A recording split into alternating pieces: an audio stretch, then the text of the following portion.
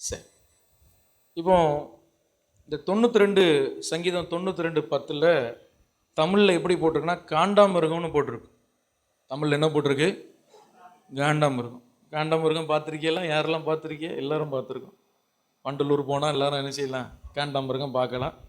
காண்டாமிருகம் புதுசாக குட்டி போட்டிருக்குன்னு போன வாரம் செய்தியில் வந்தது வண்டலூரில். சரி, காண்டாமிருகம் கேஜேவி அப்படிங்கிற ஒரு ஆங்கில மொழிபெயர்ப்பில் யூனிகார்ன் அப்படின்னு போட்டிருக்கு. தமிழில் காண்டாமிருகம்னு போட்டிருக்கு. யூனிகார்ன் குதிரை. யூனிகார்ன் குதிரைன்னா அது பொதுவாக நம்ம இதில் கிடையாது, அது ஒரு கற்பனை கதையில் எழுதப்பட்ட ஒரு இது. அதுக்கு பார்த்தீங்கன்னா நடுவில் கொம்பு இருக்கும். அந்த யூனிகார்னுக்கு என்ன இருக்கும்? கொம்பு இருக்கும். அந்த இது காண்டாமிருகம் நமக்கு தெரிஞ்சது. அதுக்கு பாருங்கள், அதுக்கு ரெண்டு கொம்பு இருக்குது. யூனிகார்ன் இதுதான் அந்த குதிரை. இதுக்கு நடுவில் நெத்தியில் ஒரு கொம்பு இருக்கும். கேஜேவியில் யூனிகார்ன் போட்டிருக்கு. இன்னொரு ஆங்கில மொழிபெயர்ப்பில் பைசன்னு போட்டிருக்கு. பைசன்னா இந்த இருக்குல்ல, அந்த காட்டெருமை. பைசன், என் கொம்பை பைசனுடைய கொம்பை போல அப்படின்னு போட்டிருக்கு. லிவிங் பைபிளில் காளைன்னு போட்டிருக்கு. காளை இந்த இருக்குல்ல, இந்த ரெண்டு விஷயம்தான், எருது காளை போட்டிருக்கு. சரி, இப்போ எதுதான் உண்மை? ஒவ்வொரு மொழிபெயர்ப்புலையும் ஒவ்வொன்று இருக்கு, அப்படிதானே? சரி, ஆனால் ஒவ்வொரு மொழிபெயர்ப்பும் அது தப்பு இல்லை. தமிழில் போட்டதும் தப்பு இல்லை, ஆங்கிலத்தில் போட்டதும் தப்பு இல்லை. ஆனால் அதுக்கான ரியல் மீனிங் நம்ம படிக்கணும் அப்படின்னா அதுக்கான ஒரிஜினலில் போய் தான் ஆகணும். இந்த மாதிரி சில நேரம் பைபிள் படிக்கும் பொழுது இந்த மாதிரி குழப்பங்கள் வரும் பொழுது, இந்த தமிழ் பைபிள் போதும் நமக்கு, இதை படித்து ரட்சிக்கப்பட்டு பரலோகம் போகிறதுக்கு இது 100க்கு 150% போதுமானது தான். ஆனால் சில கேள்விகள் வரும்பொழுது நம்ம ஒரிஜினல் மொழிபெயர்ப்பில் என்ன இருக்குன்னு போய் பார்க்க வேண்டியது இருக்குது. அப்போ ஒரிஜினல் மொழிபெயர்ப்பில் பார்க்கும் பொழுது எல்லாம் இதற்கு ஒத்தது தான் சொல்கிறாங்க. ஏன் யூனிகார்ன்னு ஆங்கிலத்தில் மொழிபெயர்த்துருக்காங்கன்னா வேகம் அந்த தாவீது அதை எழுதும் பொழுது, அந்த காண்டாமிருகத்தை எழுதும் பொழுது வேகத்தை மனசில் வச்சு எழுதுகிறார். ஃபாஸ்ட், ஸ்பீடு, அந்த ஃபியூரோசியஸ்ன்னு சொல்லுவாங்கள்ல, அந்த ஒரு பயங்கர வேகமாக ஓடுகிற அப்படின்னா அது குதிரை தான் அப்படி ஓடும். அதனால் யூனிகார்ன், கொம்புள்ள ஒரு குதிரை அப்படின்னு அதை போட்டிருக்கு. ஆனால் இன்னொரு இடத்துல அந்த வார்த்தை நம்ம ஆழமாக படித்தா பெலனை குறிக்குது. எதை குறிக்குது? பெலன், ஸ்ட்ரென்த்தை குறிக்குது. அதனால தமிழில் அது காண்டாமிருகம்னு போட்டிருக்கு. பெலன், காண்டாமிருகம் பயங்கர ஸ்ட்ரென்த்தாக இருக்கும். காண்டாமிருகத்தை தோலை பார்த்துருக்கீங்களா? எவ்வளோ பெலனாக இருக்கும் இல்லை? ஒரு பெட்ஷீட்டை போட்டு மூடின மாதிரி, பெரிய ஒரு இந்த இதை போட்டு மூடின மாதிரி இருக்கும் அதுக்கு தோலை, அவ்வளோ பெலன் அதில் இருக்கும். அதனால தமிழில் காண்டாமிருகம்னு மொழிபெயர்த்துருக்கிறாங்க. இன்னொரு ஆங்கில மொழிபெயர்ப்பில் எதுக்கு இந்த எருது, பைசன் இதெல்லாம் இது பண்ணுறாங்கன்னா அதுக்கு அந்த அத்தாரிட்டி, அந்த வல்லமை, அத்தாரிட்டி. ஸோ இந்த கொம்பு அப்படின்னு சொல்லும் பொழுது உண்மையான அண்டர்ஸ்டாண்டிங், உண்மையான அந்த புரிந்து கொள்ளுதல் என்ன அப்படின்னா 3 அர்த்தங்கள். கொம்புன்னு சொன்னால் ஒன்று வல்லமையை குறிக்குது, எழுதிக்கோங்க எழுதுறவங்க. ஒன்று வல்லமையை குறிக்குது, ரெண்டாவது அதிகாரத்தை குறிக்குது. கொம்புன்னு சொன்னால் என்னது? வல்லமை, ரெண்டாவது அதிகாரம், மூன்றாவது செழிப்பு, ப்ராஸ்பரிட்டி, செழிப்பு. அது ஒரு செழிப்பாக குறிக்குது. அப்போ ஒரிஜினல் ஹீப்ரூவில், ஒரிஜினல் எபிரேய மொழியில் ஓரிக்ஸ் என்ற ஒரு மிருகத்தை சொல்கிறாங்க. அது இந்த மிருகம். இதை பாருங்க, இந்த மிருகத்தை தான் அந்த காண்டாமிருகத்துக்கு பதிலாக இந்த மிருகத்தை தான் எழுதியிருக்காங்க. ஓரிக்ஸ்ன்னு சொல்கிற இந்த மிருகம்.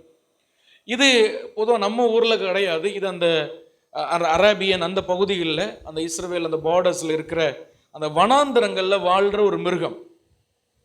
இது பார்க்குறதுக்கு ஒரு மான் மாதிரி இருக்கும். ஆனால் மானை கூட பயங்கர பெருசு. கிட்டத்தட்ட ஒரு 200-250 கிலோ ஒரு முழு இந்த மிருகம் வளர்ந்ததுன்னா அவ்வளோ வெயிட் இருக்கும். இதனுடைய அழகு, இதனுடைய பலமை எங்கே தான் இருக்குன்னா அதனுடைய நெத்திலையும் அதனுடைய கொம்புகளில் தான் இருக்கிறது. அதனுடைய கொம்பை நீங்கள் பாருங்கள். இன்னொரு இதில் கூட நீங்கள் பார்க்கலாம், அந்த கொம்பு பயங்கர நீளமாக இருக்கும். கிட்டத்தட்ட ஒரு 30 சென்டிமீட்டர் அளவு நீளம் இந்த கொம்பு. அதனால தான் தாவீது இதில் சொல்கிறார், என் கொம்பை காண்டாமிருக கொம்பை போல நீர் உயர்த்துகிறீர். அல்லேலூயா. ஏன் உயர்த்துகிறீர் அப்படின்னு சொல்றான்னா, இந்த கொம்பை வைத்து இந்த மிருகம் என்ன செய்யும்னா, நீங்க நம்ப மாட்டீங்க, சில நேரங்களில் சிங்கத்தை கூட அது அப்படியே குத்தி கிழிச்சிரும். இந்த கொம்பு அவ்வளவு நீளமான கொம்பு இந்த மிருகத்துக்கு இருக்கிறதுனால, அவ்வளவு பலன் நிறைந்த, இதை விட டபுள் மடங்கு ஸ்ட்ரெங்தான, இதை விட டபுள் மடங்கு வேகமான சிங்கத்தினுடைய சரீரத்தை இந்த கொம்புகள் துளைத்து கிழிக்கும். அதனால இந்த மிருகத்தை ஒரிஜினல் மொழிபெயர்ப்புல இந்த மிருகத்தை கொடுத்திருக்கிறார்கள். அல்லேலூயா. இதனுடைய கழுத்தை பார்த்தீங்கன்னா அந்த குதிரை கழுத்தை போலதான் இருக்கும். இதனுடைய கால்கள் பயங்கர வேகமானது. எந்த கடுமையான உஷ்ணமான வனாந்தரத்திலும் இது நின்று தாக்கு பிடிக்கும். இது முறுமுறுக்கிற, கரெக்டா இருக்கு, அப்படி இருக்கு, கட் பண்ணி இது முறுமுறுக்கிற ஒரு மிருகமோ, அந்த ஒரு கஷ்டப்பட்டு இருக்கிற மிருகம்.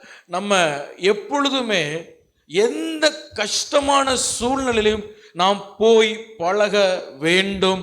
அது நம்முடைய வாழ்க்கைக்கு ஆசீர்வாதமாக இருக்கும். ஆமென் சொல்லுங்க. ஹல்லேலூயா. பொதுவாக இந்த வாலிப வயசுல நீங்க கஷ்டப்படுறது உங்களுக்கு நல்லது. இந்த வாலிப வயசுல உங்க சரீரம் கஷ்டப்பட நீங்க ஒப்பு கொடுக்கணும். கஷ்டத்தை நீங்க ஏற்றுக்கொள்ளணும். எரேமியா சொல்கிறார், வாலிபன் வாலிபத்திலே நுகத்தை சுமப்பது மனுஷனுக்கு நல்லதுன்னு சொல்றார். ஏன் அப்படின்னா அந்த நுகம், அந்த கஷ்டம் அவனுக்கு நிறைய பாடத்தை சொல்லி கொடுக்கிறது.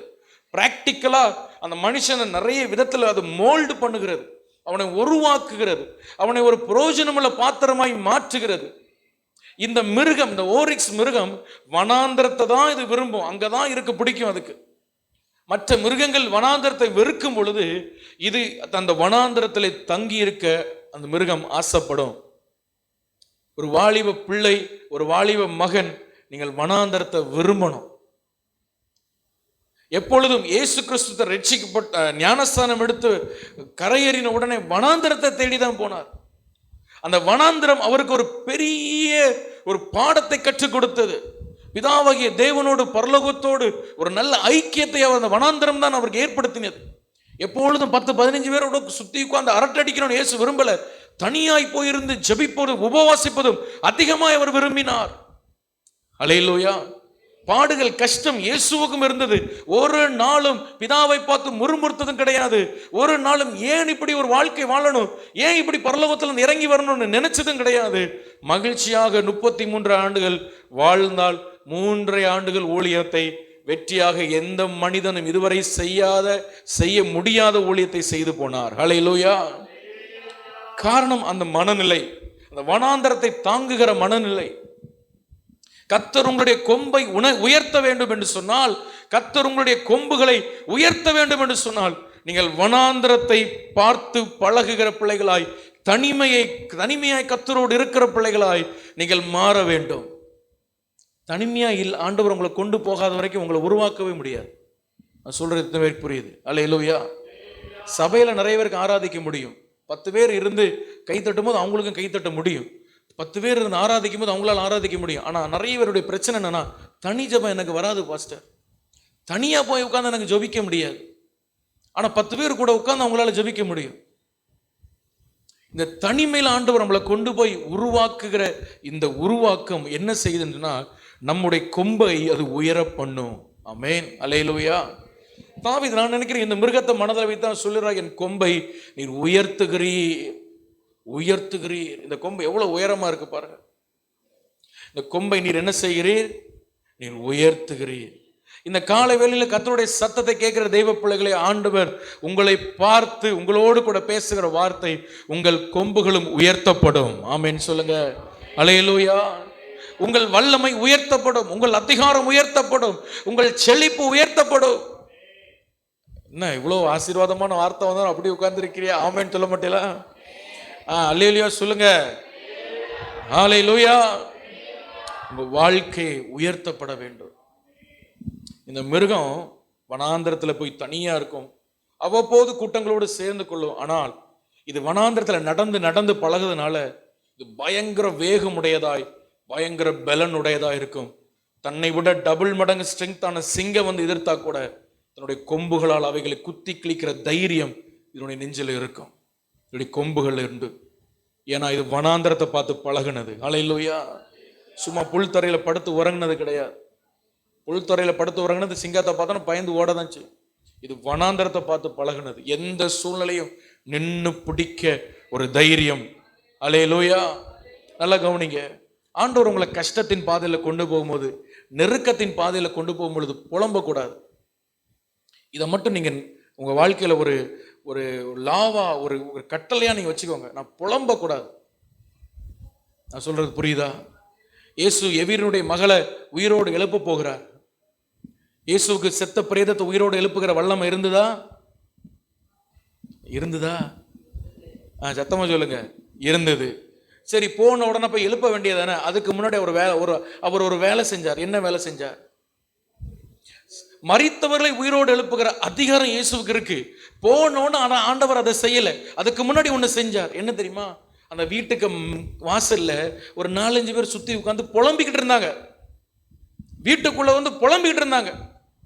இயேசு சொன்னார், முதல்ல இடத்த காலி பண்ணு, வெளியே போயிடலாம். அல்லேலூயா. அதை பார்க்கும்போது நான் ரொம்ப நிறைய யோசிச்சேன்.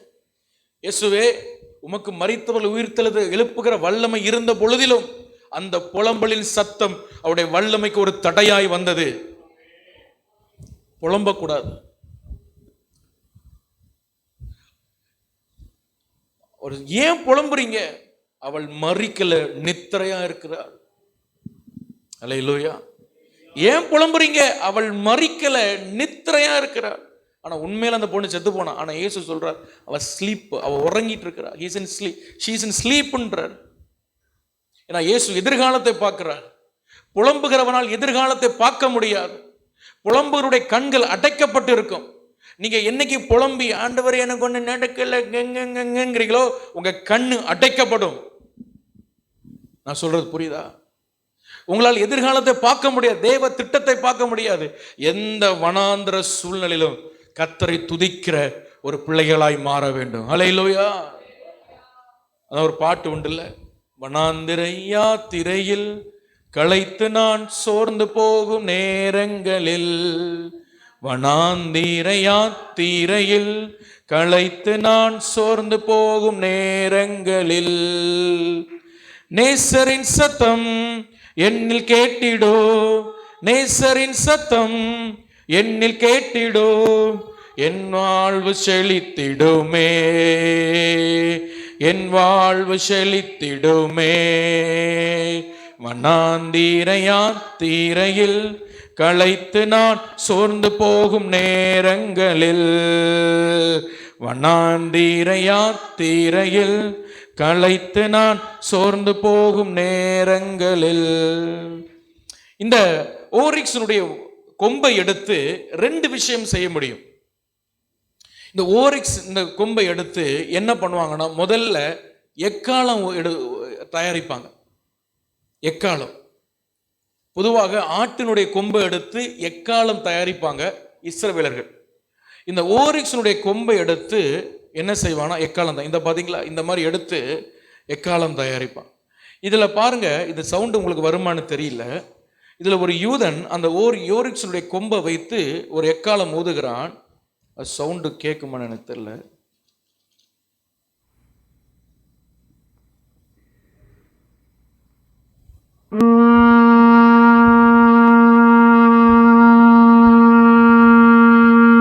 கேக்குதா? பிக்சர் வரல.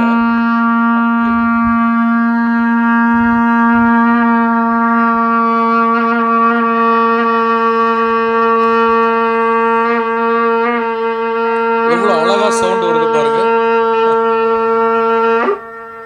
இது ஒண்ணு இல்ல, அந்த ஓரிக்ஸனுடைய அந்த கொம்பை வச்சு அவன் ஒரு எக்காலத்தை ரெடி பண்ணி அவன் எவ்வளோ அழகாக அதை ஊதுகிறான் பாருங்க. அப்போ கொம்பு சொல்லும்போது 2 விஷயம். ஒன்று என்ன சொல்லுங்க, எக்காலம். ஒன்று என்ன சொல்லுங்க, எக்காலம். 2வது, ஒரு அபிஷேகம் பண்ணப்பட ஒரு மனிதனை என்ன செய்வாங்கன்னா, எண்ணெயை, அபிஷேக எண்ணெயை இல்லைன்னா அந்த பரிசுத்த எண்ணெயை இந்த கொம்புகளில் வச்சு தான் கொண்டு போவாங்க. இன்னைக்கு நம்ம குப்பியில் எண்ணெய் தாரீங்களே, எனக்கு ஜோம் பண்ணுறதுக்கு குப்பியில் ஒரு எண்ணெய் தாரீங்க, அதை வச்சு நீங்கள் ப்ரேயர் பண்ணுறீங்க. அந்த காலத்தில் எல்லா தீர்க்கதரிசிகளும் ஒரு கொம்பு வச்சுருப்பாங்க. அது இந்த மாதிரியோ இல்லைன்னா சின்னதாவோ ஒரு கொம்பு வச்சுருப்பாங்க. அந்த கொம்பில் எப்போவுமே அபிஷேக தைலம் இருக்கும். அதை எடுத்து போய் தான் ராஜாக்களை தீர்க்கதரிசிகளை அவங்க அபிஷேகம் பண்ணுவாங்க. அதை தலையில ஊற்றி என்ன பண்ணுவாங்க? அபிஷேகம் பண்ணுவாங்க. சத்தம் ஒரு அல்லேலூயா சொல்லுங்க. அல்லேலூயா. சரி, அவன் கொம்பு 2 விதமான அர்த்தங்கள், 3 அர்த்தங்கள் சொன்னேன்.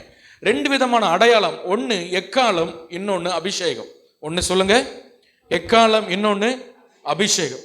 அபிஷேகம் எப்பொழுதுமே சத்தத்தோடு சம்பந்தப்பட்டது. அபிஷேகம் எப்பொழுதுமே எதோடு சம்பந்தப்பட்டது? சத்தத்தோடு சம்பந்தப்பட்டது. நம்ம ஆண்டவருக்கு சத்தம் ரொம்ப பிடிக்கும். மனிதனுக்கு சத்தம் என்ன செய்யாது? சொல்லுங்க, பிடிக்காது. ஆனா ஆண்டவருக்கு சத்தம் ரொம்ப பிடிக்கும். கவனிக்கிறீங்களா? அல்லேலூயா, அல்லேலூயா. சத்தமா சொல்லுங்க, தூக்கிடாதீங்க. ஆண்டவருக்கு சத்தம் ரொம்ப பிடிக்கும். அப்போஸ்தலர் 2 பரிசுத்த ஆவியானவர் ஊற்றப்படும் பொழுது பைபிள் சொல்கிறது அங்க ஒரு சத்தம் உண்டானது, அங்க ஒரு வாய்ஸ் உண்டானது. அப்ப அபிஷேகம் எப்பொழுதுமே சத்தம். அதனாலதான் ஆராதனை நேரத்துல எல்லாம் கொஞ்சம் சத்தம் ஓடுங்கன்னு நான் சொல்றது. கொஞ்சம் வாய்களை நம்ம திறக்கணும். கர்த்தர் நம்முடைய வாயை நம்ம திறக்காத வரைக்கும் நம்மை புது எண்ணெயால் அவர் நம்மை அபிஷேகம் பண்ண முடியாது. எப்பொழுதுமே நம்முடைய பாருங்க, பிதாவாகிய தேவன் ஆதியில பூமியை சிருஷ்டிக்கும் பொழுது எப்படி என்ன சொன்னார், என்ன பண்ணார்?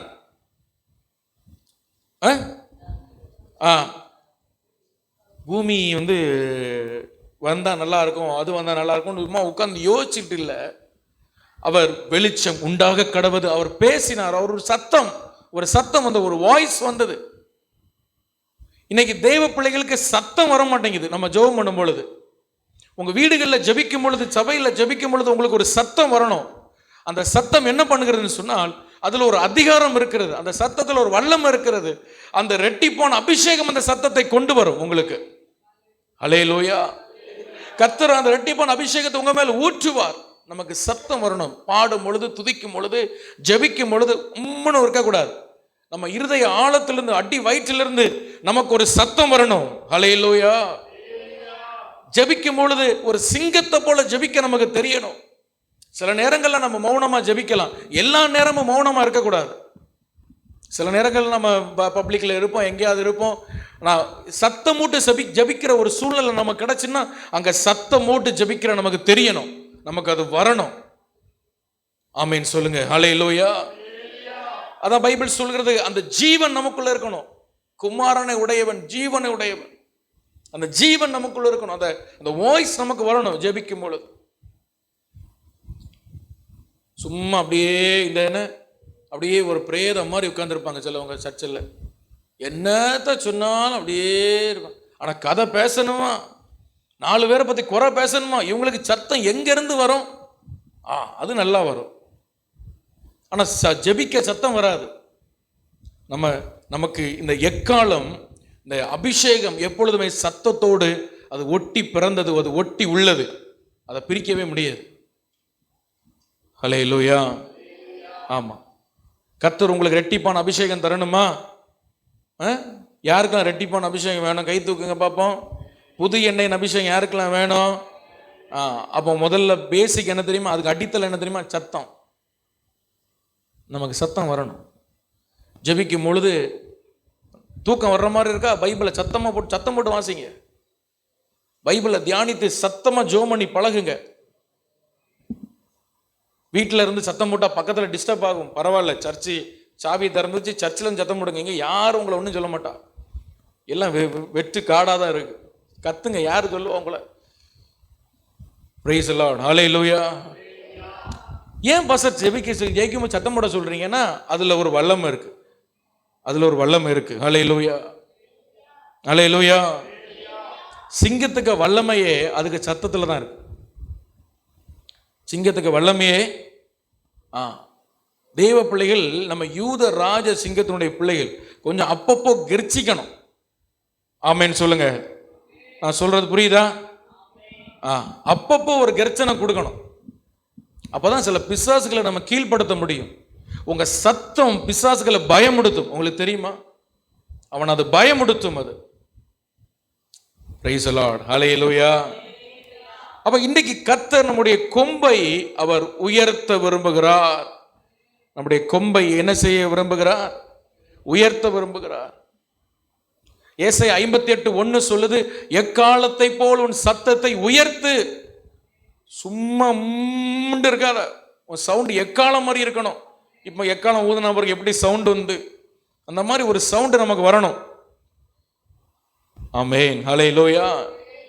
சரி, இப்போ இந்த கொம்பு உயர்த்தப்பட, இந்த கொம்பு உயர்த்தப்பட நான் என்ன செய்யணும் அப்படிங்கிற ஒரு 3 விஷயத்தை நான் உங்களோடு பேச விரும்புகிறேன்.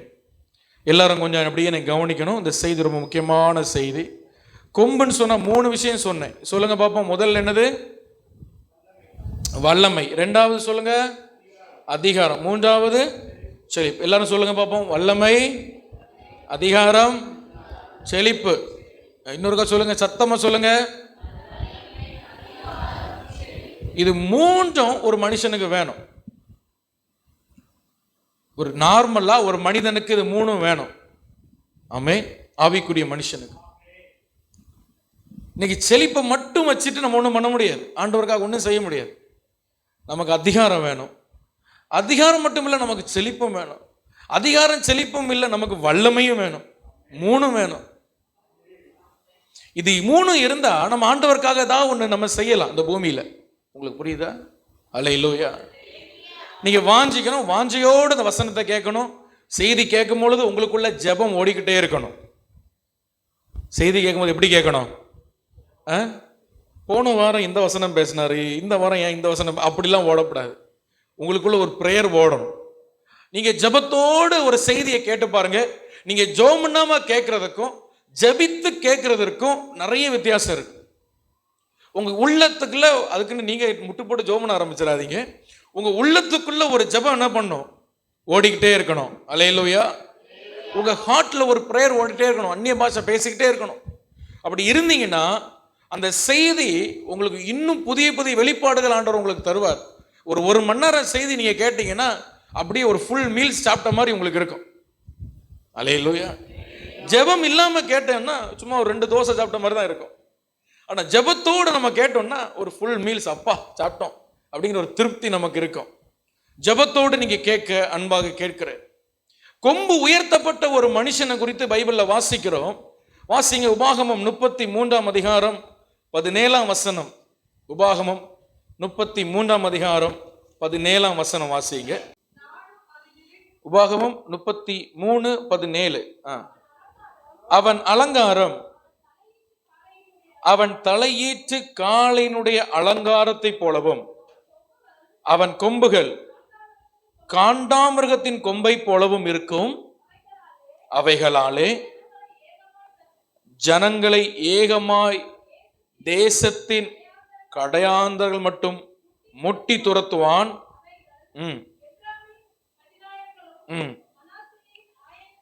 ஆயிரங்களும் ஆயிரம். இது யாரை குறித்து சொல்லப்பட்ட ஆசீர்வாத வார்த்தைனா, யோசேப்பு சந்ததியை பார்த்து, யோசேப்பை பார்த்து ஆண்டவர் சொன்னார். யாரை பார்த்து சொன்னார்? சொல்லுங்க. யாரை பார்த்து சொன்னார்?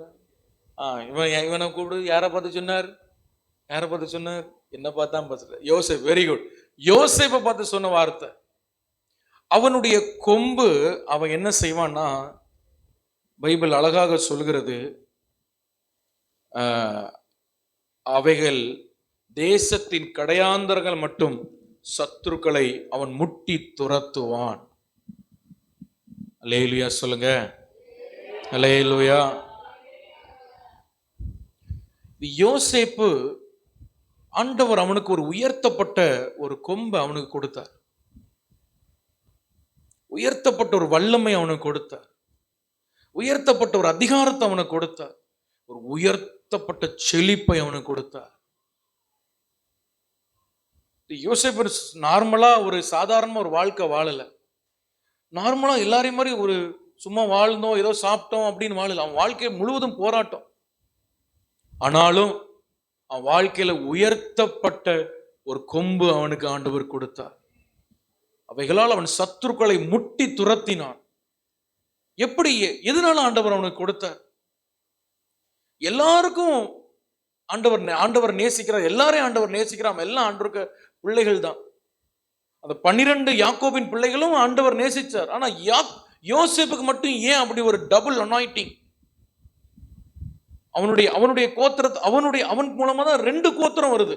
மற்ற எல்லாருக்கும் ஒரு கோத்திரம் தான். மனாசே இப்ராஹிம் 2 கோத்திரம், ஒரு டபுள் அனாயிண்டிங் அவன் மேல இருந்தது. அவனுடைய எதிரிகளை எல்லாம் அவன் முட்டி துரத்துகிற ஒரு கொம்பு, ஒரு அதிகாரம் அவனுக்கு இருந்தது. அல்லேலூயா. ஏன் அவன் மனிதர்களை ஒரு எதிரியா என்று சொல்லல, அசுத்த ஆவிகளை சொல்றேன். வல்லமைகள் எல்லாம் அவனுக்கு விரோதமா இருந்த எல்லா சத்துருன் வல்லமை எல்லாம் அவன் முட்டி துரத்தினான், ஜெயம் எடுத்தான். அவன் கொம்பு உயர்த்தப்பட்டது. 3 காரணங்களை ஆவியானவர் எனக்கு காண்பித்தார். அவங்களோடு நான் பேசி உங்களை ஜெபித்து அனுப்ப விரும்புகிறேன். ஒரு 3 அறிவு யோசேப்புக்கு இருந்தது. சொல்லுங்க, 3 அறிவு. சத்தமா சொல்லுங்க, சொல்லுங்க, 3 அறிவு.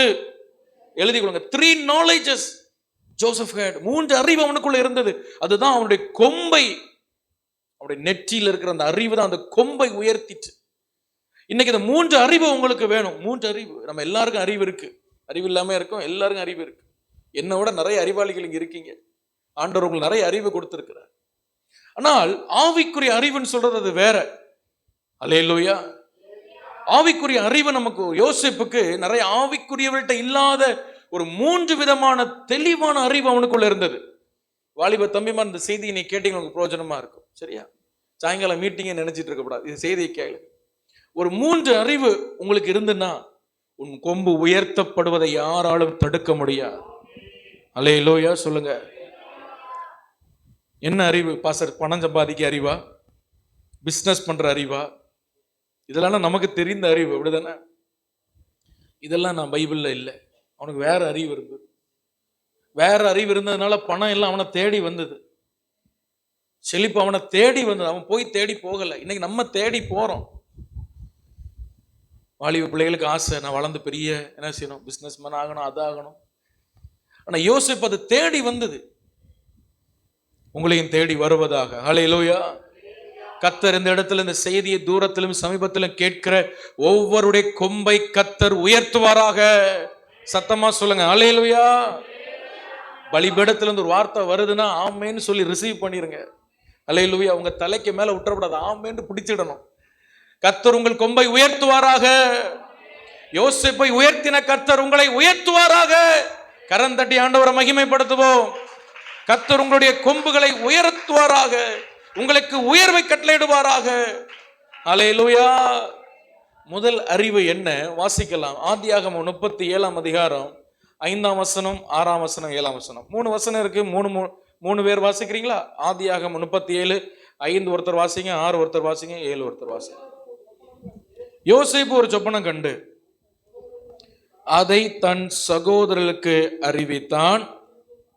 அது நிமித்தம் அவனை இன்னும் அதிகமாய் பகைத்தார்கள். அடுத்த வசனம் வாசிங்க. வேற ஒருத்தர்.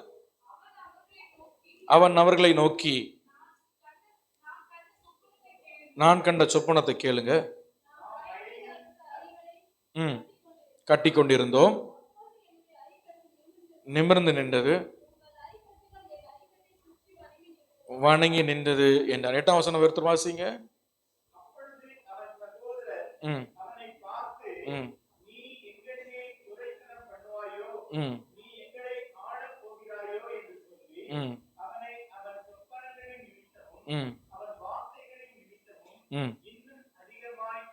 பகைத்தார்கள். அல்லேலூயா. இப்போ அவன் ஒரு சொப்பனம் பார்க்கறான். எல்லாம் சத்தமா சொல்லுங்க, என்ன பார்க்கறான்?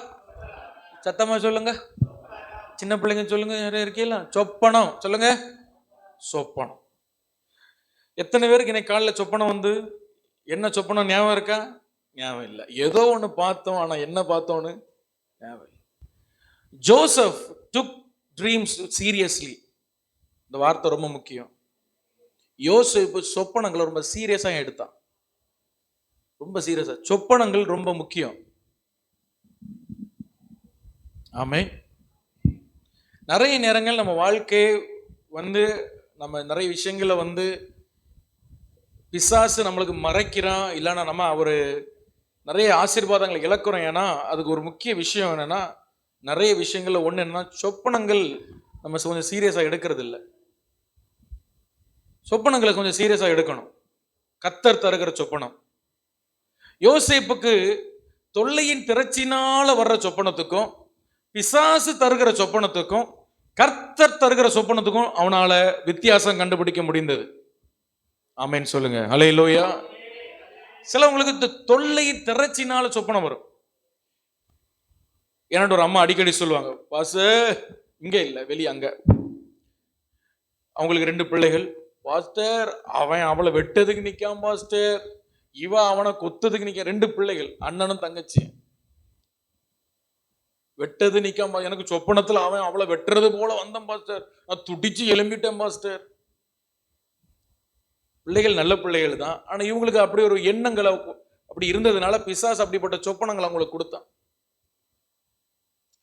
அது பிசாசுகள் கொடுக்கிற சொப்பனம், தொல்லையின் திரச்சினால வருகிற சொப்பனம். இருதயத்தில் ரொம்ப போட்டு குழப்பிட்டு கிடக்கனால ஏதாவது பேர்ட் கெட்ட சொப்பனங்கள் வரும். ஆனா அதுக்காகவும் நான் சொன்னேன், நீங்க ஜோம் பண்ணி அதை கேன்சல் பண்ணி ஜோம் பண்ணி அதை விட்டுருங்க, அதை இது பண்ணாதீங்க, அது ரொம்ப மனசுக்குள்ள எடுக்காதீங்க. அதுக்காக ஆண்டவர் அது நடக்கக்கூடாது, அப்படிப்பட்ட விஷயம் நடக்கக்கூடாதுன்னு ஜோம் பண்ணி விட்டுருங்க. ஆனா கர்த்தர் சில சொப்பனங்களை தருவார். யோசேப்புக்கு கர்த்தர் தருகிற சொப்பனத்தை கண்டுபிடிக்கிற ஒரு நல்ல ஒரு கிருபை, நல்ல ஒரு ஆண்டவரோடு உள்ள உறவு அவனுக்கு இருந்தது. அல்லேலூயா. சரி, இப்போ ஒரு நல்ல சொப்பனம் ஆண்டவர் உங்களுக்கு தரணும் அப்படின்னா, நீங்க தூங்கும் போது தரணும் அப்படின்னா, மிக முக்கியம் என்ன தெரியுமா? ஜெபம். ஆமென் சொல்லுங்க. மிக முக்கியம் என்னது? ஜெபம். நீங்க சீரியல் பார்க்கிறவங்களா இருந்தீர்கள் என்றால், கேம் விளையாடுகிறவளா இருந்தீர்கள் என்றால் 100% உங்களுக்கு சொப்பனம் வராது, நல்ல சொப்பனம். அப்படியே வந்தாலும் உங்களுக்கு காலைக்குள்ள அது மறந்துடும். இது சாபமா பாஸ்டர்? இல்ல, இது ஃபேக்ட். கண்டிப்பா மறந்துடும். நம்முடைய மைண்ட பிசாசு நிறைய சொப்பனங்களை மறக்க பண்ணிட்டான். ஆண்டவர் கொடுத்த நிறைய சொப்பனங்கள், சொப்பனம் ஆண்டவர் உங்களுக்கு தரும்போது அதை எழுதி வைக்கணும். சொல்றது புரியுதா? அப்படி ஒரு பழக்கம் இல்லைன்னா செய்யுங்க. ஆண்டவர் தருகிற சொப்பனம்னா உங்களுக்கு கிளியரா தெரியும். உங்க இருதயத்தில் ஒரு மகிழ்ச்சி இருக்கும், உங்களுக்கு ஒரு பெரிய ஒரு தெளிவு இருக்கும். நீங்க ஜெபத்தில் இருக்கும்போது ஆண்டவர் உங்கள்ட்ட பேசுற சொப்பனங்கள், அதை எழுதி வைக்கணும். நான் சொல்றது புரியுதா? தரிசனங்கள் தந்தா எழுதி வைக்கணும். அந்த சொப்பனத்துக்கு நீங்களே ஜெபித்து ஒரு வியாக்கியானத்தை ஆண்டோடைய கரத்திலிருந்து வாங்கணும். முதல்ல நீங்க பாக்குற ஒரு சொப்பனம், ஒரு யானையோ ஒரு குதிரையோ ஒரு எறும்போ ஏதோ ஒண்ணு பாக்குறீங்கன்னா, அது பைபிள்ல அதை குறித்து என்ன சொல்லியிருக்குன்னு தெளிவா அதை வாசிக்கணும். அதை அதை படிக்கணும். அதுக்கப்புறம் ஜெபிக்கணும். ஒவ்வொருத்தையா போய் அதுக்கு வியாக்கியானம் கேட்கறத விட நீங்க உட்கார்ந்து ஜெபம் பண்ணா ஆண்டவர் சொப்பனத்தையும் தந்தவர், அதுக்கான அர்த்தத்தையும் உங்களுக்கு வெளிப்படுத்துவார். சரியா? அதனால எழுதி வைத்து அந்த சொப்பனங்களை ரொம்ப சீரியஸா ஹேண்டில் பண்ணணும். சொப்பனங்கள் மறந்துட்டு, ஆண்டவர் நல்ல ஒரு சொப்பனம் தந்தார், எனக்கு மறந்துட்டுனா ஜெபம் பண்ணுங்க, அந்த சொப்பனம் திரும்ப உங்களுக்கு வரும். நேபுகாத்நேச்சாருக்கு வந்த சொப்பனம் திரும்ப தானியேலுக்கு வந்தது, அதே சொப்பனம். நீங்க ஜெபித்த ஆண்டவர் உங்களுக்கு காண்பிப்பார். God talks through dreams. என்னாகமம் 12:6 வாசிங்க. என்னாகமம் 12:6 வாசிங்க. Thank you Jesus. அப்பொழுது அவர், உங்களுக்குள்ளே ஒருவன் தீர்க்கதரிசியா இருந்தால் கர்த்தராகிய நான் தரிசனத்தில் என்னை அவனுக்கு வெளிப்படுத்தி சொப்பனத்தில் அவனோடு பேசுவேன். திரும்ப அந்த வார்த்தையை சொல்றேன், சொப்பனத்தில் அவனோடு பேசுவேன். ஹல்லேலூயா. God talks through dreams. ஆண்டவர் சொப்பனத்தில் உங்களோடு பேசுவார். முதல்ல யோசேப்பு கர்த்தரின் சத்தத்தை அறிகிற அறிவு அவனுக்குள்ள தெளிவா இருந்தது. ஆமென் சொல்லுங்க. ஹல்லேலூயா. இது சாதாரண விஷயம் இல்ல, இது ஆண்டவரனோடு பேசுகிற ஒரு விஷயம். அவனுக்கு எக்ஸைட்மெண்ட் தாங்கல. ஆனா சின்ன வயசு பாருங்க, அண்ணமாட்ட சொல்லக்கூடாத ஆள்கிட்ட போய் சொல்லிட்டான். எக்ஸைட்மெண்ட், ஆண்டவர் என்ன கூட பேசிட்டார். சும்மா ஏதோ பாஸ் ஆகி போன சொப்பனம், கனெக்ஷன் கட் ஆகி வந்து அப்படி இல்லை. இது காட் எனக்குன்னு ஆண்டவர் ஒரு சொப்பனத்தை தந்தார். அவனுக்குள்ள அந்த ஆவிகளை பகுத்தறிகிற வரம் இருந்தது. ஒரு தேவ பிள்ளைகளுக்குள்ள ஆவிகளை பகுத்தறிகிற வரம் நமக்கு இருக்கணும். அதற்காக நீங்க ஜெபிக்கணும். ஆவியின் 9 வரங்களை சொல்லுங்க பாப்போம். சொன்னா ஒரு சாக்லேட். பாஸ்டர் சாக்லேட்ல சொல்ல மாட்டோம், ஒரு 100 ரூபாய் தாங்க. சரி 100 ரூபாய் தரோம். சொல்லுங்க ஆவியின் வரங்கள் சொல்லுங்க. 9 வரங்கள் சொல்லுங்க. முதல்ல என்னது? ஆவியின் கனி இல்ல, வரம். வரம் ஞானத்தை போதிக்கும் வசனம், அறிவை உணர்த்தும் வசனம். அடுத்தது என்னது? விசுவாச வரம், அப்புறம் குணமாக்கும் வரம், அப்புறம் அற்புதங்களை செய்யும் சக்தி, அப்புறம் தீர்க்க தரிசனம் உரைத்தல், ஆவிகளை பகுத்தறியல், பற்பல பாஷைகளை பேசுதல், பாஷைகளை வியாக்கியானம் பண்ணுங்கள். 9 வரம். இதை வச்சு நம்ம ஜோம் பண்ணாதானே நமக்கு மனப்பாடமா இருக்கு. நம்ம எங்க ஜோம் பண்ண? ஆவியின் கனிகள் சொல்லுங்க.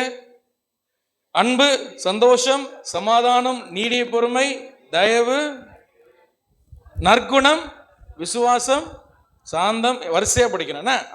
இச்சை அடக்கம். இதை வைத்து அடிக்கடி நீ ஜோம் பண்ணுங்க, உங்க மனசுல அப்படியே பதிஞ்சிரும். யோசேப்புக்கு ஆவிகளை பகுத்தறிகிற வரம் இருந்ததுனால இது பிசாசு கொடுத்ததா, இல்ல நம்ம மைண்ட்ல இருந்து வந்ததா, இல்ல கர்த்தர் தந்த தரிசனமா என்று அவனால் கண்டுபிடிக்க முடிந்தது. நான் முதல்ல அவனுக்குள் கர்த்தருடைய சத்தத்தை அறிகிற அறிவு அவனுக்குள்ள இருந்தது. ஹல்லேலூயா. the knowledge. ஒவ்வொரு பிள்ளைகளுக்கும் ஆண்டவர் உங்க கொம்பை உயர்த்தணும்னா கர்த்தருடைய சத்தத்தை கேட்கிற பிள்ளைகளா நீங்க மாறணும். அந்த அறிவு உங்களுக்கு வரணும். இது கர்த்தர் என்னோட பேசுகிறார். அதை கொஞ்சம் சீரியஸா எடுக்கணும். ஆண்டவர் இன்னைக்கு செய்தியில என்ன பார்த்துக்கிட்டே இருக்கணும். 1 மணி நேரம் செய்தியா கர்த்தர் எப்போ என்னகிட்ட என் வாயிலிருந்து உங்ககிட்ட பேசுவார்னு அப்படியே பார்த்துக்கிட்டே இருக்கணும். ஹல்லேலூயா, ஹல்லேலூயா சொல்லுங்க. ஆமா, ஒரு ஃபுட்பால்ல பாருங்க, அந்த கோல் கீப்பர் நிப்பான் பாருங்க, அவனுக்கு பல நேரம் வேலையே இருக்காது, ஆனா பார்த்துக்கிட்டே இருப்பான். எப்போ பாந்து வருது, எப்போ பால் வருது பக்கத்துல, அந்த மாதிரி பார்த்துக்கிட்டே இருக்கணும். அப்படி பார்த்துக்கிட்டே இருந்தீங்க, எதிர்பார்த்துருந்தீங்க, என்ன அறியாமலே ஒரு வார்த்தை உங்களுக்கு நேரம் வரும். அதை அப்படியே பிடிச்சிக்கணும். கர்த்தர் பேசுற வார்த்தை, அதை கொஞ்சம் சீரியஸா எடுக்கணும். 1 மணி நேரம் சர்ச்சில் ஐயா நல்ல செய்தி கொடுத்தார், யோசேப்பை பத்தி நல்லா தான் பேசினார், இன்னும் கொஞ்சம் நல்லா பேசியிருக்கலாம், ஜப குறைவுன்னு நினைக்க இப்படின்ட்டு சொல்லிட்டு போகக்கூடாது. என்ன நல்லா அதை பார்த்து எப்போ என்ன பேசுறாங்க, என்ன நமக்கு ஆண்டவர் பேசுற வார்த்தை என்ன அப்படின்னு கவனிச்சுக்கிட்டே இருக்கணும். ஏன்னா இது மனித வார்த்தை இல்லை. பல மணி நேரம் ஜெபத்திலையும் உபவாசத்திலையும் இருந்து இது உங்களுக்காக தயாரிக்கப்பட்ட ஒரு பதார்த்தம். ஹல்லேலூயா. உங்களுக்கு நேராய் வருகிற போது அந்த வார்த்தை எடுத்துக்கணும், ரிசீவ் பண்ணணும். யோசேப்பு முதல்ல அவனுடைய கொம்பு உயர்த்தப்பட முதல் காரணம் அவனுக்கு தேவனோடு உள்ள நல்ல உறவு இருந்ததுனால கர்த்தரின் சத்தத்தை தெளிவாக உணர்ந்து கொண்டான். அதை வாழ்க்கையில் ரொம்ப சீரியஸா அவன் எடுத்தான். ஹல்லேலூயா. அது விளையாட்டா எடுக்கல, நல்ல ஆண்டவரோடு உறவு இருந்தது. இப்போ உதாரணமா நான் மணிகண்டன் இருக்காம நல்லா என் கூட நான் 1 மணி நேரம் பல மணி நேரம் நான் அவன்கிட்ட பேசிக்கிட்டே இருக்கேன். ஒரு 10 நாள் கழிச்சு திடீர்னு எனக்கு ஒரு ஃபோன் பண்ணி அவன் ஹலோன்னு சொன்னா போதும், மணிகண்டன் நான் கண்டுபிடிச்சிருவேன். அப்படிதானே? ஏன்னா அந்த சத்தம் எனக்கு தெரியும், சத்தம் எனக்கு தெரியும். இப்போ அவன் என்கிட்ட பேசவே இல்லை, சர்ச்சைக்கு வாரான், செய்தி கேட்கான், ஜோம் பண்ணிட்டு போயிட்டே இருக்கேன், என்கிட்ட பேசவே இல்லை. திடீர்னு என்கிட்ட ஃபோன் பண்ணி பாஸ்டர்னா யாருப்பா நீ, அப்படிதான் முதல்ல நான் கேட்பேன். கேட்பேன், கேட்க மாட்டேன், ஏன்னா சத்தம் எனக்கு தெரியாது. அப்போ ஒருவருடைய சத்தம் எனக்கு தெரியணும்னா நான் அவரோடு பழகணும், நான் அவரோட பேசி பழகி இருக்கணும். யோசிப்பு வாலிப வயசுல ஆண்டவரோடு நல்லா பேசி பழகினால அவன் ஆண்டவருடைய சத்தம் இது கர்த்தர் எனக்கு தருகிற சொப்பனம்னு 2 சொப்பனத்தை ஆண்டவர் அவனுக்கு கொடுத்தார். ஹல்லேலூயா. ஒரு சொப்பனத்துல அவங்க அண்ணன்மார் அவனை திட்டுறாங்க, இன்னொரு சொப்பனத்துல அவனுடைய அப்பாவே அவனை திட்டுறாரு. இவரே முதல்ல சொப்பனக்காரர் தான். யாரு? யாக்கோபு. முதல்ல வனாந்தரத்தில் இருக்கும் பொழுது ஆண்டவர் யாக்கோபுக்கு சொப்பனம் மூலமா தான் பேசினார். அப்போ இந்த மனுஷன் என்ன நினைச்சிருக்கணும், பரவாயில்ல நம்ம பிள்ளைக்கும் அதே மாதிரி ஒரு சொப்பனம் வருதுன்னு சந்தோஷப்படாம தகப்பனும் யோசேப்பை திட்டுனாராம், கடிந்து கொண்டார்னு வசனம் 10 நம்ம வாசிக்கிறோம். நான் சொல்றேன், ஆண்டவர்க சத்தத்தை நீ என்னைக்கு சீரியஸா நீ ஹேண்டில் பண்ண ஆரம்பிக்கிறியோ உன் கொம்பு உயர்த்தப்பட ஆரம்பிச்சிட்டுன்னு அர்த்தம். புரியுதா? ஹல்லேலூயா. நான் சொல்றது புரியுதா? ஆண்டவருடைய சத்தம் இது கர்த்தர் என்கிட்ட பேசுற விஷயம். கர்த்தருடைய சமூகம், சபை, ஜெபம், இந்த விஷயத்துல நீ சீரியஸா எடுக்க ஆரம்பிச்சிட்டேன்னு வையேன், உன் கொம்பு உயர்த்தப்பட ஆரம்பிச்சிட்டுன்னு அர்த்தம். என்னைக்கு இதை நீ விளையாட்டா எடுக்கிறியோ, எனக்கு சில விஷயங்கள் கொஞ்சம் கஷ்டமா இருக்கும், நான் கூட்டம் முடிஞ்சோன்னு சில நேரம் நினைப்பேன், உங்களை விட்டு ரைடு விட்டு திட்டணும்னு எனக்கு கோவம் வரும். ஆனால் என்ன பண்ணுறது, அடுத்த நிமிஷம் சரி போட்டுன்னு விட்டுருவேன். நின்று சிரிச்சிட்டு நிற்கக்கூடாது ஆராதனையில், புரியுதா? விளையாடிட்டு நிற்கக்கூடாது, அங்கே எங்கேயும் நோண்டிட்டு இருக்கக்கூடாது. நீ நீயும் ஜெபம் பண்ண மாட்டா, ஜெபிக்கிறவனே பக்கத்தில் நின்று கிள்ளி அவனை விளையாடி அவனையும் ஜெபம் பண்ணாமாக்கி பக்கத்தில் சிரிக்கிறது விளையாடுறது. ஆண்டவர் எப்படி உன்னை உயர்த்த முடியும்? நீ நினைக்கிறியா அவன் படிப்பில் உயர்ந்துடலான்னு? உங்கள் அப்பா அம்மா உனக்கு காசு கொடுத்து உன்னை உயர்த்த நினைக்கிறியா? முடியாதுப்பா. யோசேப்புக்கு இல்லாத வசதியாக உனக்கு இருக்க போது. அப்படிப்பட்ட யோசேப்பை ஒன்றும் இல்லாமல் ஆக்கிட்டாங்களே அவன் சகோதரர்கள். இந்த உலகம் ரொம்ப மோசமானது. பிரைஸ் தி லார்ட், ஹல்லேலூயா. நீ கர்த்தரை சீரியஸா எடுக்க, கர்த்தருக்கு அடுத்த விஷயத்துல நீ சீரியஸா மாறணும். விளையாட்டு எல்லாத்துலயும் விளையாட்டா இருக்கக்கூடாது, விளையாடணும். எல்லா விஷயத்தையும் நம்ம விளையாட வேண்டியதான். இந்த வாலிப வயசுல நம்ம விளையாடணும், சந்தோஷமா இருக்கணும். எல்லாத்துலயும் விளையாடக்கூடாது. நான் சொல்றது புரியுதா? வாழ்க்கை விளையாடிடக்கூடாது. கர்த்தர் உனக்கு ஒரு சொப்பனம் தர, உன்னோடு பேசுகிறார், செய்தியில பேசுகிறார். சபை, ஜெபம், ஆராதனை நீ சீரியஸா எடுக்க ஆரம்பிச்சினா உன் கொம்பு உயர்த்தப்படும். யோசேப்பு கர்த்தருடைய சத்தத்தை தெளிவாய் புரிந்து அதை ரொம்ப அண்டர்ஸ்டாண்ட் பண்ணி வச்சிருந்தனால அவனுடைய கொம்பு உயர்த்தப்பட்டது. அவனுடைய சகோதரர் 10 பேரும் நின்னாங்க. பைபிள் சொல்கிறபடி அவளுக்குள் இருந்த அந்த பொல்லாத ஆவிகளை முட்டி துரத்தினான். ஆமென், அல்லேலூயா. அடுத்தது எனக்கு நிறைய பேசணும் ஆசை, டைம் ஆயிட்டு. 39ஆம் அதிகாரம் 2வது அவனுக்குள்ள இருந்த அறிவு. ஆதியாகமம் 39ஆம் அதிகாரம் 8ஆம் வசனம் 9ஆம் வசனம். ஆதியாகமம் 39 8 9 வசனம். அவனோ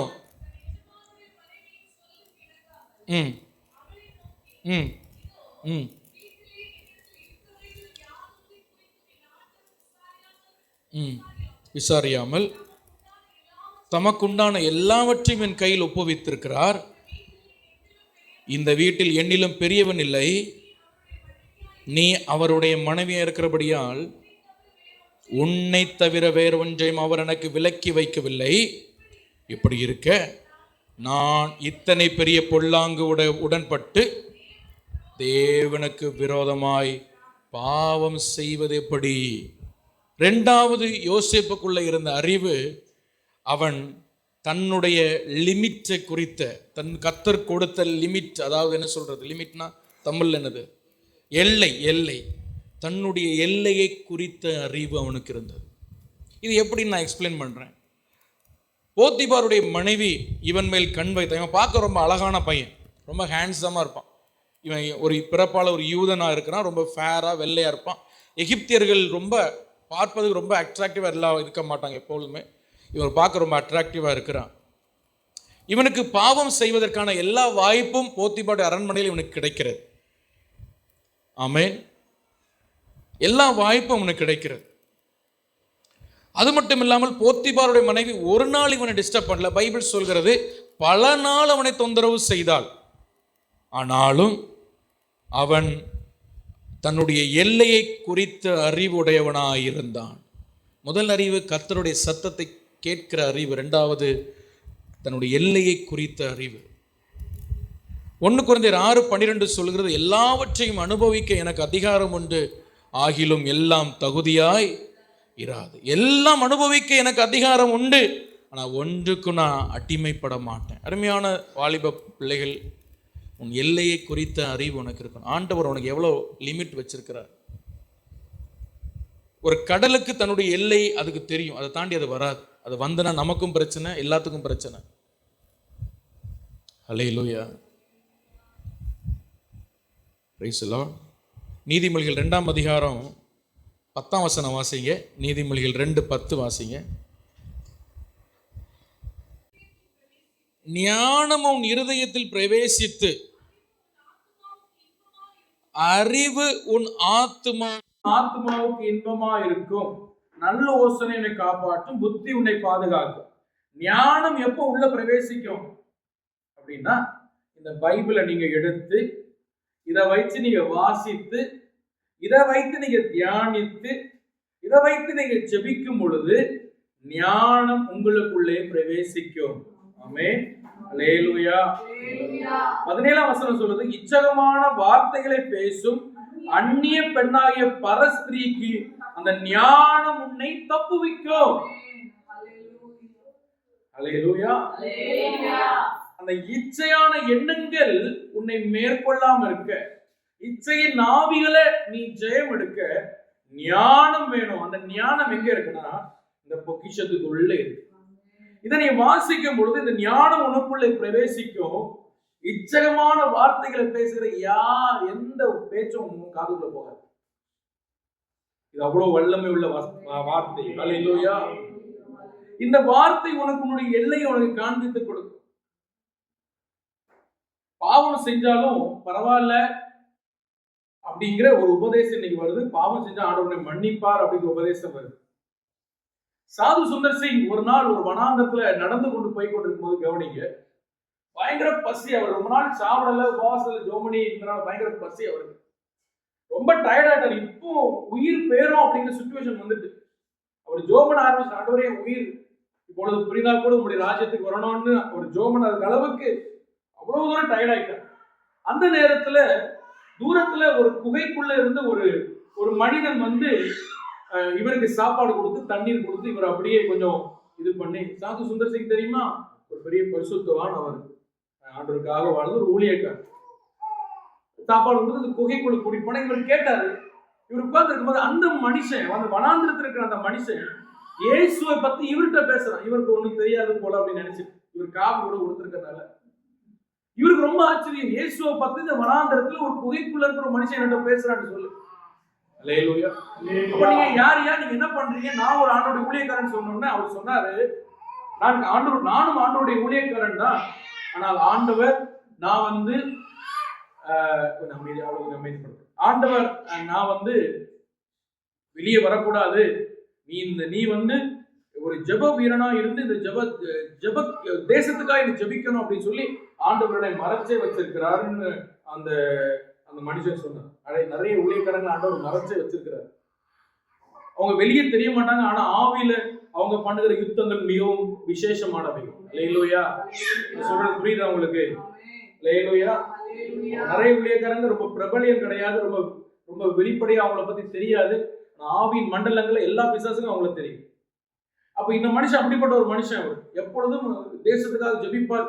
அவர் சொல்ல ஆவியில் இருக்க மண்டலங்கள் இருக்கிற பொல்லா ஆவிகளை நான் அடிக்கடி கீழ்படுத்தி ஜெபம் பண்ணுவேன். தேசத்துல ஒரு எழுப்புதல் வரணும், ஊழியக்காரனுக்கு அதிகமா ஜெபம் பண்ணுவேன்.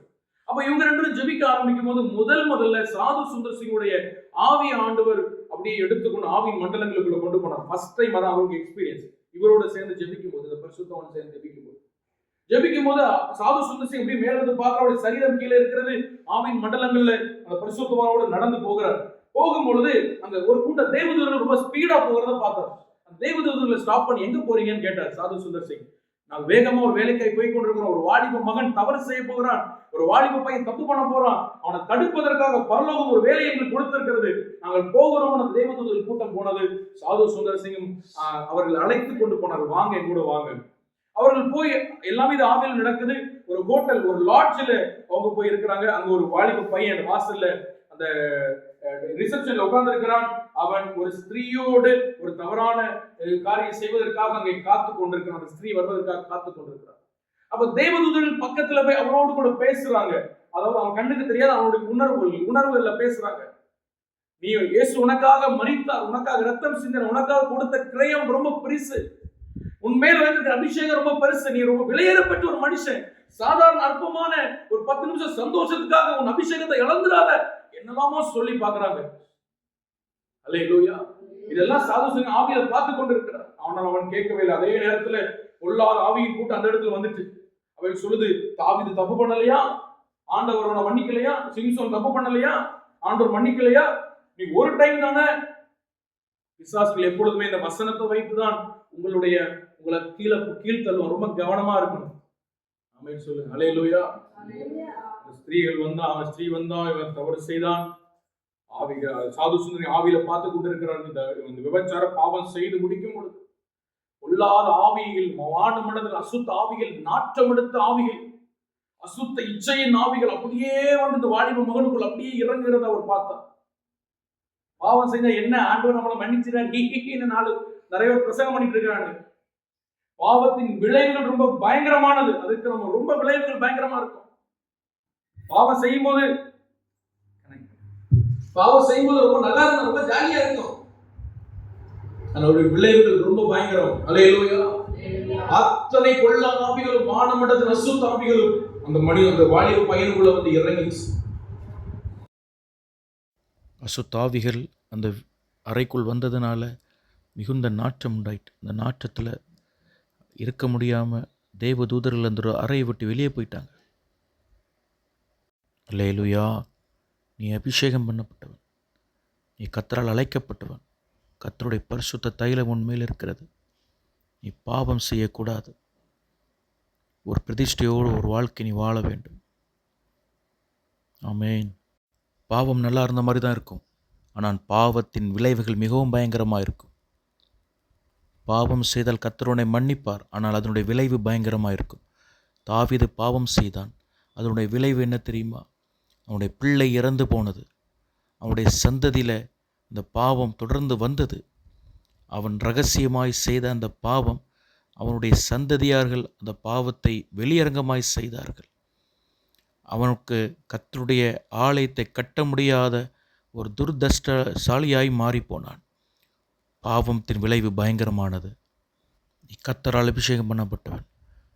அடிக்கடி உன் முகத்தை கண்ணாடியில் பார்த்து, நீ கர்த்தருடைய பரிசுத்தவான், கர்த்தருடைய அபிஷேக தைலம் உண்மையில் இருக்கிறது, கர்த்தர் உன்னை ஒரு பெரிய ஒரு தரிசனத்தோடு உருவாக்கி கொண்டிருக்கிறார், கர்த்தருடைய பரிசுத்த தைலம் உண்மையில் வடிந்து கொண்டிருக்கிறது, கர்த்தர் உன்னை கொண்டு பெரிய காரியங்கள் திட்டங்கள் வைத்திருக்கிறார் என்று நீ உன்னை பார்த்து சொல்ல வேண்டும். சில நேரம் அதை பார்ப்பதற்கு வேடிக்கையாக இருக்கும். ஆனாலும் பரவாயில்ல, பேசுங்க. ஸ்மித் விகில்ஸ்வர்த் என்ற தேவனுடைய மனுஷர் தன் காலை ஜெபத்தை வேத தியானத்தை முடித்துவிட்டு ஒரு அரை மணி நேரம், நான் கர்த்தருடைய பரிசுத்தவான், கர்த்தர் என்னை கொண்டு பெரிய காரியங்களை செய்வார், என்னை பலப்படுத்துகிற கிறிஸ்துவினால் பெரிய காரியங்களை நான் செய்து முடிப்பேன், நான் பரிசுத்தவான், கர்த்தருடைய பரிசுத்தத்தின் வாழும்படி அழைக்கப்பட்டு இருக்கிறேன், கர்த்தர் என்னை விசேஷமாய் உருவாக்கி கொண்டிருக்கிறார், என் எதிர்காலத்தில் கர்த்தருக்காய் மகிமையாய் நான் செயல்படுவேன், இப்படிப்பட்ட வார்த்தைகளை ஒரு விசுவாச அறிக்கையிட்டு அப்படியே முழங்குவார். நீங்களும் அப்படிப்பட்ட ஒரு பழக்கமுடையவர்களாய் அடிக்கடி உங்களை குறித்து நீங்கள் அறிக்கை செய்கிற விசுவாச வார்த்தைகளை பேசுகிற பிள்ளைகளாய் நீங்கள் மாற வேண்டும். யோசேப்பு தனக்குரிய எல்லையை குறித்த அறிவு உடையவனாக இருந்தான். ஆமென், அல்லேலூயா. மூன்றாவதாக, ஆதியாகமம் 45 அதிகாரம் 5 முதல் 7 வசனம். ஆதியாகமம் 45 5 முதல் 7 வசனம் வாசிக்கும் பொழுது, என்னை இவ்விடத்தில் வரும்படி விற்று போட்டதினால் நீங்கள் சஞ்சலப்பட வேண்டாம், அது உங்களுக்கு விசனமாக இருக்கவும் வேண்டாம், ஜீவ ரட்சணை செய்யும்படிக்கு தேவன் என்னை உங்களுக்கு முன்னே அனுப்பினார் என்று அவர் சொல்கிறார். ஆதியாகமம் 50:20 அவர் சொல்கிறார், நீங்கள் எனக்கு தீமை செய்ய நினைத்தீர்கள், கர்த்தரோ வெகு ஜனங்களை உயிரோடு காக்கும்படிக்கு அதை நன்மையாக முடிய பண்ணினார். மூன்றாவதாக, யோசேப்புக்கு கர்த்தர் எனக்கு தீமை செய்ய மாட்டார் என்கிற ஒரு அறிவு அவனுக்குள் இருந்தது. கர்த்தர் என் வாழ்க்கையிலே எதை செய்தாலும் ஒரு நன்மையாகத்தான் அதனுடைய முடிவை அவர் வைப்பார் என்கிற ஒரு விசுவாசம் அவனுக்குள் இருந்தது. கர்த்தரை விசுவாசிக்கிற பிள்ளைகளுக்கு அவர் ஒரு நாளும் அவர் தீமையை அவர் செய்கிற தேவன் அல்ல. என்னை ஆளுகிறவன் என் மனிதன் அல்ல, என்னை ஆளுகிறது என் சகோதரர்கள் அல்ல, என்னை ஆளுகிறவர் கர்த்தர். அவருடைய கண்ட்ரோலுக்குள்ளாக என்னுடைய வாழ்க்கை இருக்கிறது என்கிற ஒரு ஆழமான ஒரு விசுவாசம் யோசேப்புக்குள் இருந்தபடியால், ஆழமான ஒரு அறிவு யோசேப்புக்குள் இருந்தபடியால் அவனுடைய கொம்பு வல்லமையாக உயர்த்தப்பட்டது, யாராலும் தடுக்க முடியவில்லை. அல்லேலூயா. எனவே யோசேப்பு இங்கே தன் சகோதரரை பார்த்து சொல்லுகிறான், நீங்கள் எனக்கு தீமை செய்ய நினைச்சிங்க என்பதை குறித்து விசனப்பட வேண்டாம். விசனம்னா என்ன? அவர்களை குறித்து அவர்களுக்கே ஒரு கோபம். ஐயோ, நம் தம்பிக்கு இப்படி ஒரு காரியத்தை நம்ம செய்து விட்டோமே என்று அவர்கள் செய்தது நினைத்து அவர்களுக்கே ஒரு கோபம். ஆனால் யோசேப்புக்கோ அப்படிப்பட்ட கோபம் அவன் சகோதரர் மேல் இல்லை. ஏன்னா அவனுக்கு கர்த்தர் எனக்கு நன்மையாகத்தான் எல்லாவற்றையும் முடிய பண்ணுவார் என்கிற ஒரு விசுவாசம் யோசேப்புக்குள் ஆழமாக இருந்தது. எனவே யோசேப்பு ஒரு இடத்துல கூட முறுமுறுக்கவோ இல்லை, ஒருவேளை ஒரு சின்ன எண்ணம் வந்திருக்கலாம், ஆனால் ஒரு இடத்துல முறுமுறுத்ததாக வேதத்தில் நான் வாசிக்க முடியவில்லை. ஒரு இடத்துல கர்த்தரை கேள்வி கேட்டதாக வேதத்தில் வாசிக்க முடியவில்லை. எல்லா மனிதனுடைய ப்ளஸ்ஸும் மைனஸும் எழுதுகிற ஆவியானவர் யோசேப்பு இப்படி முறுமுறுத்தான் என்று, கர்த்தரை குறித்து இப்படி ஒரு வார்த்தை பேசினான் என்றோ, கர்த்தரை வேதனைப்படுத்துகிற வார்த்தையை பேசினான் என்றோ எந்த இடத்திலும் ஆவியானவர் எழுதவில்லை. யோசேப்பு அப்படிப்பட்ட ஒரு அறிவு அவனுக்குள்ளே இருந்தது. கர்த்தர் எனக்கு யாவையும் செய்து முடிப்பார் எனக்கு நன்மையாகத்தான் எல்லாவற்றையும் செய்வார். அவருடைய கரத்தில் என் வாழ்க்கை இருக்கிறபடியால் அது நன்மையாகத்தான் இருக்கும், என் முடிவு நன்மையாக இருக்கும் என்கிற ஒரு விசுவாசம் அவனுக்குள் இருந்தது. நீங்கள் கர்த்தருக்கு உண்மையாக இருந்தால் எந்த தீமையும் உங்களை மேற்கொள்ளாது. ஆகவே தெய்வ பிள்ளைகள் யாரை குறித்து வருத்தப்படவோ, வேதனைப்படவோ, மனதில் அந்த கஷ்டங்களை வைத்துக்கொள்ளவோ, முறுமுறுக்கவோ, அதற்கு விரோதமாய் செய்யவோ கூடாது. நாம் மன்னிக்க வேண்டும், மறக்க வேண்டும். கர்த்தர் உங்களுக்கு நன்மைகளை செய்ய நல்லவராயிருக்கிறார். உங்கள் கொம்பை உயர்த்த அவர் நல்லவராயிருக்கிறார். யாரையும் பகைக்க வேண்டாம், யார்ட்டையும் சண்டை போட வேண்டாம், யாருக்கும் விரோதமாக நீங்கள் போக வேண்டாம். அமைதியாக இருங்க. ஆண்டவர் உங்கள் இருதயத்தை அவர் பார்க்கிறார். எனவே யோசேப்பு அப்படிப்பட்ட ஒரு அறிவு உடையவனாக இருந்தபடியால் அவனுடைய கொம்பு உயர்த்தப்பட்டது. அல்லேலூயா. எனவே 3 காரியங்களை நாம் பார்த்தோம். யோசேப்புக்கு கர்த்தருடைய சத்தத்தை அறிந்து கொள்ளுகிற ஒரு அறிவு அவனுக்கு இருந்தது. 2வதாக தன் எல்லையை குறித்த அறிவுடையவனாக இருந்தான். 3வதாக தேவன் எனக்கு தீமை செய்ய மாட்டார், தீமை என்னை மேற்கொள்ளாது, அதை நன்மையாக முடிய பண்ணுவார் என்கிற ஒரு விசுவாச அறிவு அவனுக்குள்ளே இருந்தது. இதனால தான் அவனுடைய கொம்பு வல்லமையாக உயர்ந்தது. ஒரு விசை கூட அந்த வசனத்தை நாம் வாசித்து நாம் ஜெபிப்போம். உபாகமம் 33:17.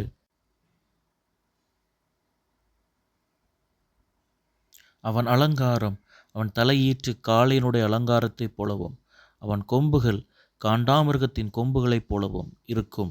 அவைகளாலே ஜனங்களை ஏகமாய் தேசத்தின் கடையாந்திரங்கள் மட்டும் முட்டி துரத்துவான். அவைகள் எப்ராயிமின் 10,000ங்களும் மனாசேயின் 1000ங்களுமாய் இருக்கும் என்றான். எனவே இந்த வார்த்தைகளை வைத்து நாம் எல்லாரும் ஜெபிக்கப் போகிறோம். கர்த்தர் உங்கள் கொம்புகளை மேன்மையாக மகிமையாக உயர்த்துவார். உங்கள் எதிர்காலம் கர்த்தருடைய கரத்தில் இருக்கிறது. அவர் ஒரு நாளும் உங்களை கைவிடவே மாட்டார். ஆமேன், ஆமேன், ஆமேன். கர்த்தர் உங்களை ஆசீர்வதிப்பாராக.